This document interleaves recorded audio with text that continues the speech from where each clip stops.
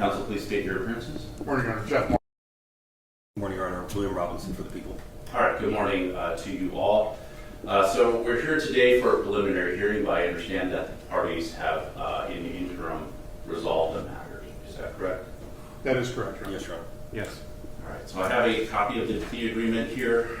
I understand that under the terms of the plea agreement, the people will be moving to amend the complaint. Is that correct? Yes, Your Honor. Counts 3, 4, and 5.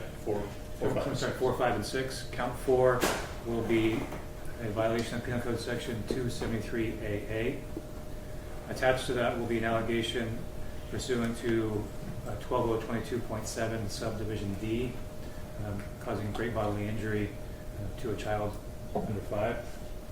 And count 5 will be an amended violation of Penal Code Section 192 subdivision B, involuntary manslaughter. And then count 6 will be an amended count 6 will be a violation of Penal Code Section 32, accessory after the fact of murder. Do you have any specific dates for those counts? Yes, counts 4 and 5 will be the same date range that is on the current amended complaint. Counts 1, 2, and 3. For count 6, the accessory, the date range is August 5th through August 22nd, 2005. All right, any objections from the defense as to those modifications and additions? No objection, waive formal reading and advisement, waive formal arraignment. Ask that for a moment at least not guilty pleas and denials of allegations be entered. All right, the court will accept and enter the plea of not guilty to all of those counts.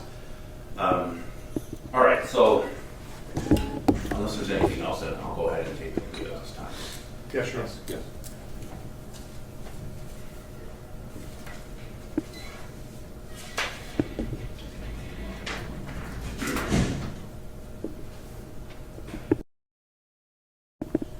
All right, Ms. Haro, good morning to you. All right, so I understand that it looks like you've entered into a plea agreement with the people. Just very generally, I'm not going to go into all of the details at this moment, but I just want to make sure that you understand the general terms of the agreement. So under this agreement that you have with the people, it looks like you're going to be pleading to a one count of child endangerment with a violation of great bodily injury, also another count of involuntary manslaughter, and then finally one count of accessory after the fact. Together, those counts carry a total sentence under your agreement with the people of 12 years and 8 months. In exchange, among other things, the people will be dismissing the other counts against you, which includes the count for murder. I know those are not all of the details of your agreement with them, but are those the general, is that your general understanding of your agreement with them? Yes, Your Honor. All right. So I have a document here. It has some initials on the right side, as well as the back, and some signatures. Are these your initials and signatures? Yes, Your Honor. Okay. Do you understand that under that this agreement goes through some of the rights and consequences of you pleading guilty today? Do you understand that? Yes, Your Honor. One is your right to have a trial, where 12 jurors will have to agree beyond a reasonable doubt that the people have satisfied their burden of proof. Do you understand that? Yes, Your Honor. And so by agreeing to plead guilty, there's going to be no trial. You waive that right to have a trial by jury, and instead you'll be sentenced by the court. Do you understand that? Yes, Your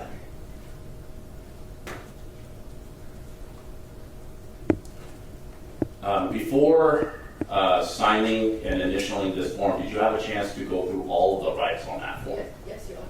Did you have a chance to discuss everything with your attorney? Yes, Your Honor. Do you understand that besides the right that you're giving up to have a trial, one of some of the other rights that you'll be giving up is if you're not a United States citizen, if you plead guilty, your conviction will almost certainly have an impact on your ability to remain in this country. Do you understand that? Yes, Your Honor. Do you understand that one of the rights that you'll be giving up is possessing, owning, or having access to any firearms, ammunition, paraphernalia, anything like that? Do you understand that? Yes, Your Honor. Do you need any more time to speak to your attorney about anything, including the rights that you'll be giving up, anything, before entering your guilty plea today? No, Your Honor.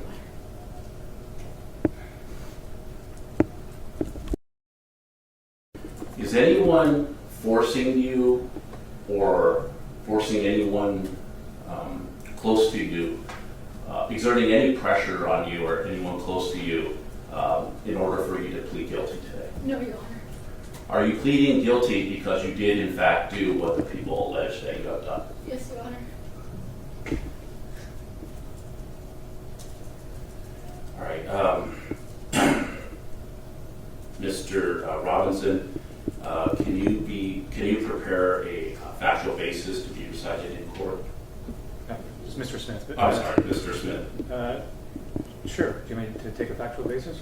Yes, Ms. Haro. So I'm going to have the prosecutor right now read a factual basis, and basically what this is what they believe that they can prove if this case were to proceed to trial. I want you to be listening to everything that he's saying, because after he's finished, I'm going to ask if you believe he can prove that the people can prove all of those things beyond a reasonable doubt if this case were to proceed to trial. And, Your Honor, I would offer a stipulation to a factual basis to the pleas that we're entering today. All right. Is that acceptable to the people stipulation? As to these specific pleas, yes. Yes, Your Honor. Okay, then the court will accept the factual basis. All right. All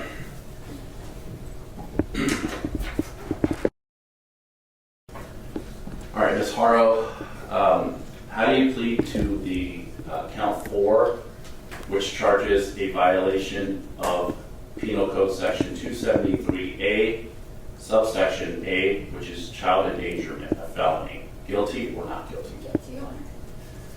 Do you admit or deny the violation under Penal Code Section 12022.7D, which is conduct resulting in great bodily injury? Do you admit or deny that allegation? No, Your Honor. How do you plead to count 5, which charges a violation of Penal Code Section 192B, which is involuntary manslaughter? Guilty or not guilty? Yes, Your Honor. And finally, how do you plead to count 6, which charges a violation of Penal Code Section 32, which is an accessory after the fact? Guilty or not guilty? Yes, Your Honor. All right, does counsel join? I do.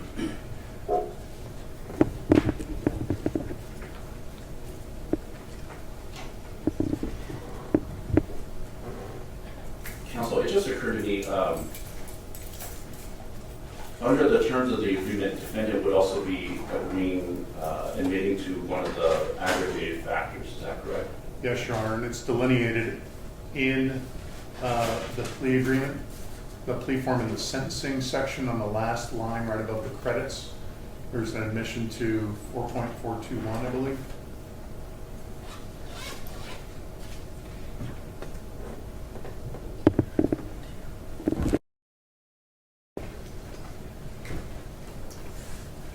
And then finally, Ms. Haro, do you admit or deny the aggravating factor under California Rule of Court, Rule 4.421A3, which is that the victim, Baby Doe, was particularly vulnerable? Do you admit or deny? Yes, sir. All right, and counsel joins. I do. All right, so after directly examining the defendant, the court finds that the defendant understands the nature of the charges against her, the consequences of her plea, and that her plea is free and voluntary, and that she has knowingly and intelligently waived her rights. The court will accept and enter your guilty pleas and admissions. All right, and then I understand that under the terms of the agreement, the parties parties would like to proceed immediately to sentencing. Yes, Your Honor, we'd waive time for sentencing and waive referral to probation and preparation of a probation report. We'd request immediate sentencing for them. Yeah, All right. yeah, if I can interrupt, I would like oral acknowledgement of the waiver of appellate rights, which is one of the terms in the plea deal. That is correct. I've advised Ms. Hara of her appellate rights. I've entered in with her consent, and we can confirm this orally, a waiver of those appellate rights on the back side of that form on the second page. All right, thank you. Ms. Haro, so under the terms of the plea agreement that you have with the people, in exchange for the benefits under the plea agreement, one of the rights that you'll be giving up is your ability to appeal any decision made by this court, as well as not only today, but also in previous proceedings. Do you understand that? Yes, Your Honor. And do you agree to give up your right to appeal any decisions that have been made by the court in your criminal proceedings? Yes, Your Honor. Counsel Joyce? Sure. All right, so the court also finds that the defendant has knowingly and voluntarily and intelligently waived her right to appeal.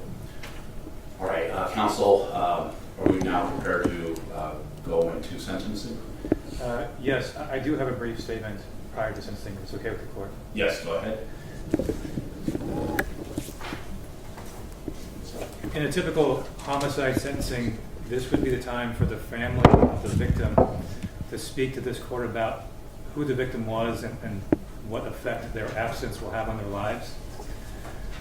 That conspicuously won't happen in this case. That won't happen because the two people in the world who should have been Emmanuel's biggest advocates and protectors are solely responsible for his murder. By contrast, Emmanuel did not die without advocates. I would note to this court that your courtroom is full of San Bernardino Sheriff's homicide team members who have been the only people working to find the truth about Emmanuel's life and his murder since Rebecca Harlow called 911 last August. Only they have been working to bring Emmanuel's body home and provide him some semblance of peace. Even today, if either Rebecca or her husband found it in themselves to reveal to us the truth about where Emmanuel's body is, this team is ready to go immediately and get him. I want this court to understand that Emmanuel had people who cared about him. They just won't be addressing this court this morning, and they won't be his parents. I also want the record to reflect that for anyone reviewing this plea agreement in the future, the structure of this resolution reflects what I believe the evidence shows happened in those months, weeks, and days leading up to Emmanuel's murder. Jake Haro was sentenced in November to 32 years to life for his sins of commission. In other words, it was his hands that physically took Emmanuel's life. Rebecca Haro's plea and sentence today reflects her sins of omission. While we don't have evidence that she personally struck or shook her son, the evidence is clear that she repeatedly and consistently chose not to intervene on behalf of her son, in spite of his evident and accelerating physical deterioration. Her choice not to intervene was a choice to allow, if not facilitate, Emmanuel's death. This defendant had a legal and moral responsibility as Emmanuel's mother, and she failed in that duty. And that's why she is here. Lastly, these three charges that she has pled to today do not reflect the same course of conduct. The child abuse resulting in great bodily injury to 7-month-old Emmanuel reflects her conduct in the days and weeks prior to Emmanuel's death. The manslaughter charge reflects her conduct in the moments leading up to his death, and the accessory charge reflects her conduct after Emmanuel's death, when once more, rather than act like a mother, she chose to play the victim. With that, I'll submit. Thank you, counsel. Any victim impact statements? Nothing further. All right. And have the people complied with Marcy's? Yes. Yes. Mr. Moore, is there any statements the defense would like to make? Not at this time, Your Honor. All right.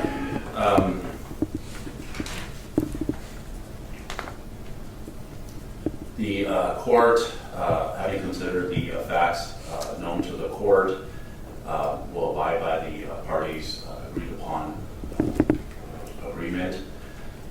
So as to count 4, the court will sentence the defendant to 6 years in prison, followed by 5 years on the great bodily injury violation. As to count 5, the court will sentence the defendant to 1 year of prison. And then finally, as to count 6, the court will sentence the defendant to 1/3 the midterm, which is 8 months. Let me back up a little bit. As to count 5, the sentence of 1 year is also the legally required 1/3 the midterm sentence. This will result in a total sentence of 12 years and 8 months. All of the counts will be running consecutively. As far as credit time served, it looks like the parties here have agreed on 323 days, which comprises of 323 days of total credit, which comprises of 281 days of actual time, as well as 42 days of good time credit. Is that correct?